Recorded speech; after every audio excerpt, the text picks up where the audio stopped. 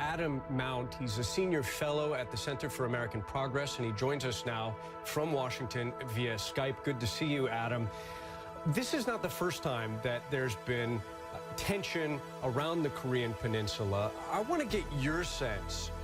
Are you worried right now about the brinksmanship, about the military positioning that's going on around that very tense peninsula right now?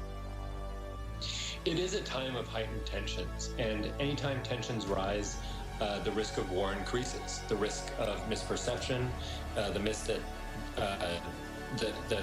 that someone could take a signal the wrong way and miscalculate, and a war could start.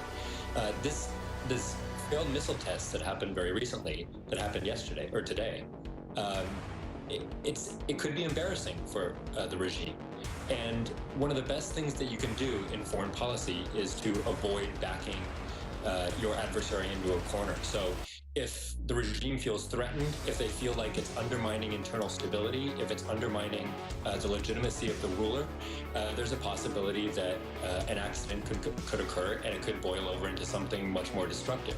It's vitally important right now that the United States demonstrates restraint and that everyone keeps a cool head.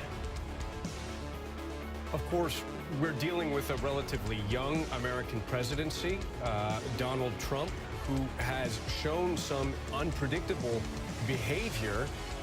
And North Korea has made it very clear it is determined to go forward with its nuclear program.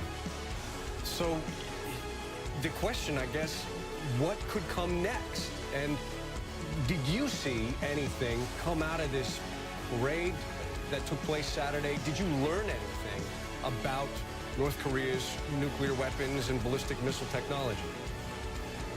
There were a number of surprises during the parade. We saw multiple new tracked vehicles. These are TELs, they're transporter erector launches. These are the very large vehicles that are used to transport mobile missiles across roads or across land. This will allow North Korea's missiles to hide better in case a contingency crops up. There were also two new ICBMs that you mentioned earlier.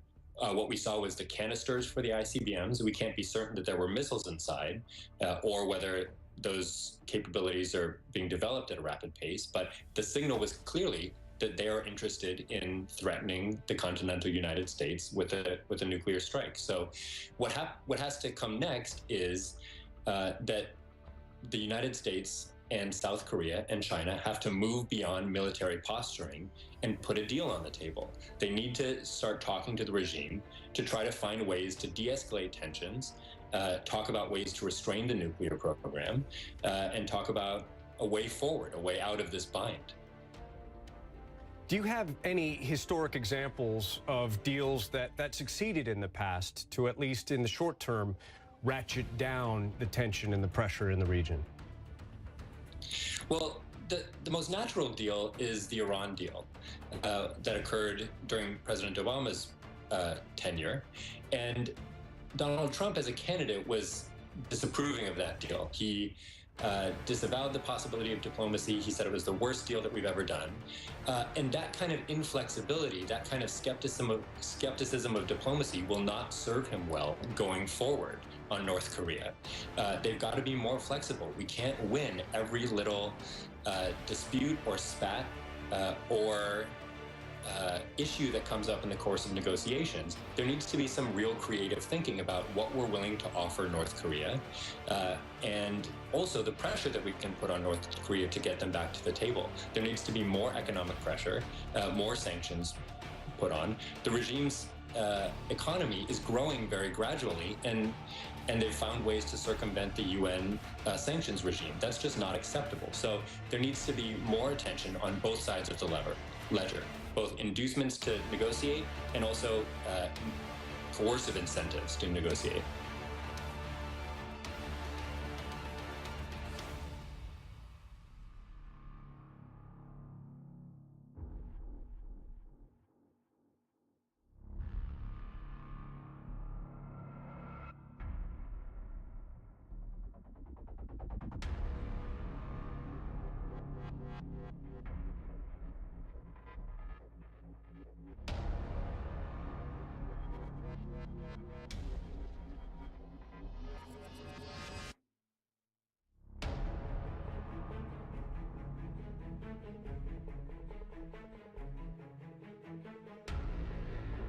It does seem that only a spark is needed to engulf North Korea and the U.S. in conflict. Washington is promising a harsh reaction to Pyongyang's warning it'll carry out a nuclear weapons test this weekend. We are sending an armada. If you become a threat to others, at some point, a response is likely to be undertaken. With tension reaching boiling point, many media outlets are getting increasingly heated in their coverage as well. NBC is quoting unnamed intelligence officials saying the U.S. has positioned 2 destroyers capable of shooting Tomahawk missiles very close to the North Korean nuclear test site.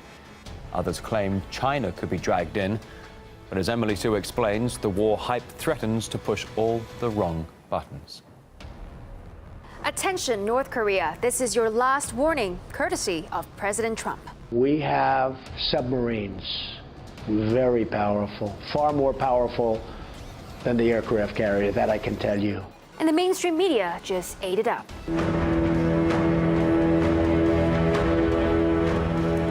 Tensions increasing this morning between the U.S. and North Korea. Now he's moving Navy ships toward the Korean Peninsula to send a message to China's ally. Military options for North Korea presented to President Trump. Sources say they include placing nuclear weapons in South Korea or killing Kim Jong-un.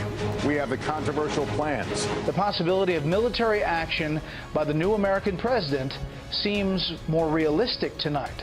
And when the foreign journalists visiting Pyongyang were told to prepare for a, quote, big and important event on Thursday, their excitement turned into one headline after another. The hype got many anticipating that this big and important event to be North Korea's 6th nuclear test. Except, turns out it was just an opening of a new street with a showcase of a new development project. Whoops. But that's only the tip of the iceberg when it comes to over-the-top speculation on North Korea. For example, this journalist tweeted saying Pyongyang is preparing to detonate a nuclear bomb in a secret tunnel on Saturday to commemorate the birthday of North Korea's founder. His sources are unnamed, but hey, that didn't stop the media from jumping on it. Second example, some media outlets have shown satellite images of a North Korean nuclear test site, saying there's ongoing activity there. But if you look closely, none of the visuals show any definitive evidence of any nuclear device. And it gets even better. Not only are the missiles coming, they're going to have sarin in them. There is a possibility that North Korea has already acquired the capability to launch a missile with a sarin-loaded warhead. Seems the U.S. media is definitely beating the drumbeat of war. The U.S. media likes to only focus on the so-called North Korean threat. But a lot of what the Western media talks about in terms of North Korea is really based on distorted facts and factual inaccuracies about the historical context of how we've gotten to this crisis. I believe what is happening right now is that the U.S. is flexing its muscle in order to intimidate North Korea. We have been here before in the past. But by deploying aircraft carriers and strategic bombers to the region, what the United States is doing is it is creating a situation of tension where even the slightest misstep can create a confrontation that can quickly escalate into to full-scale war. Of course, the international community should be concerned about North Korea's dangerous and unstable regime, but let's not make the threat worse than it already is.